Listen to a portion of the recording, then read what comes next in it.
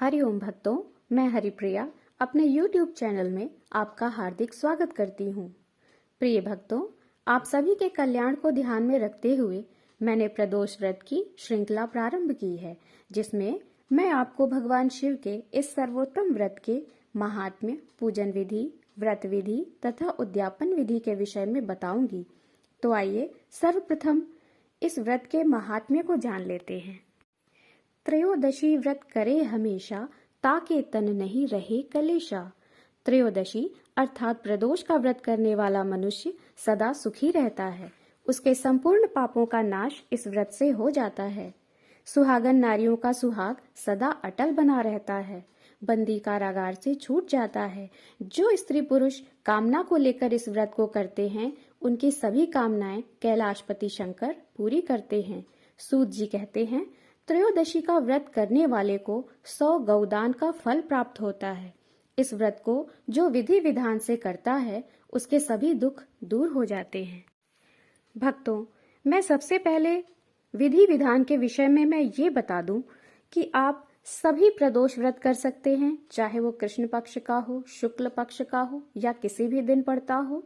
और इसके साथ ही साथ अगर आपकी कोई विशेष मनोकामना है तो आप किसी विशिष्ट दिन का प्रदोष व्रत भी चुन सकते हैं, जैसा कि आयु और आरोग्यता के लिए रवि प्रदोष करना चाहिए, अभिष्ट सिद्धि की कामना हेतु सोम प्रदोष करना चाहिए, रोगों से मुक्ति और स्वास्थ्य हेतु मंगल का प्रदोष करना चाहिए, सर्व मनोकामना सिद्धि के लिए बुध प्रदोष का व्रत करना चाहिए, शत्रु विनाश के लिए बृहस्पति के प्रदोष का व्रत करना चाहिए, सौभाग्य और स्त्री की समृद्धि के लिए शुक्र प्रदोष का व्रत करना चाहिए और पद प्राप्ति कामना हेतु शनि प्रदोष का व्रत करना चाहिए।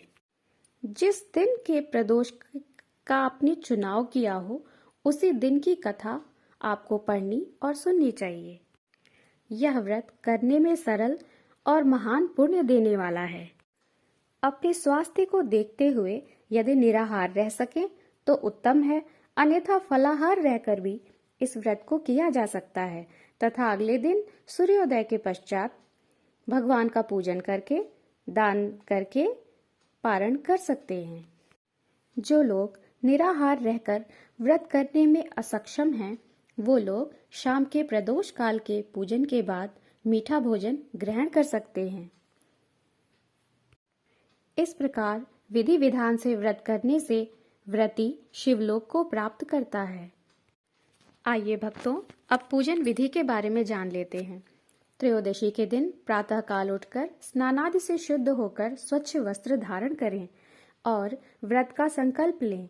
तत्पश्चात दिन भर व्रत का पालन करने के बाद संध्या समय प्रदोष काल में भगवान महादेव का सपरिवार पूजन करें। पूजन में यथासंभव सामग्री का प्रयोग अवश्य करें। षोडशोपचार न हो सके तो पंचोपचार पूजन अवश्य करें और महादेव को पंचामृत अर्थात दूध, दही, घी, शहद और शक्कर से स्नान अवश्य कराएं। इस व्रत में महादेव का प्रातःकाल पूजन तो करना ही चाहिए, परंतु प्रदोष काल में पूजन का विशेष महत्व है। आइए भक्तों, अब हम व्रत के उद्यापन की विधि के बारे में भी जान लेते हैं। भगवान शिव और माता पार्वती के लिए एक सुंदर मंडप का निर्माण करें। उनके लिए खीर बनाएं और उसे अग्नि में हवन करें। ओम नमः शिवाय के उच्चारण से शंकर जी के निमित्त आहुति प्रदान करें। हवन के अंत में किसी धार्मिक व्यक्ति को सामर्थ्य के अनुसार दान देना चाहिए। ऐसा करने के बाद ब्राह्मण को भोजन दक्षिणा से संतुष्ट करना चाहिए। व्रत पूर्ण हो ऐसा वाक्य ब्राह्मणों द्वारा कहलाना चाहिए। ब्राह्मणों की आज्ञा पाकर अपने बंधु बांधवों को साथ में लेकर मन में भगवान शंकर का स्मरण करते हुए व्रती को भोजन करना चाहिए। इस प्रकार उद्यापन करने से व्रती पुत्र पौत्र आदि से संयुक्त होता है तथा आरोग्य लाभ प्राप्त करता है। इसके अतिरिक्त वह अपने शत्रुओं पर विजय प्राप्त करता है एवं संपूर्ण पापों से मुक्त हो जाता है, ऐसा स्कंद पुराण में कहा गया है। इस प्रकार व्रत करने से आपको भगवान भोलेनाथ और माता पार्वती की कृपा अवश्य प्राप्त होगी। ओम नमः शिवाय। कृपया आप हमारे चैनल को लाइक करें, शेयर करें और सब्सक्राइब करें। धन्यवाद।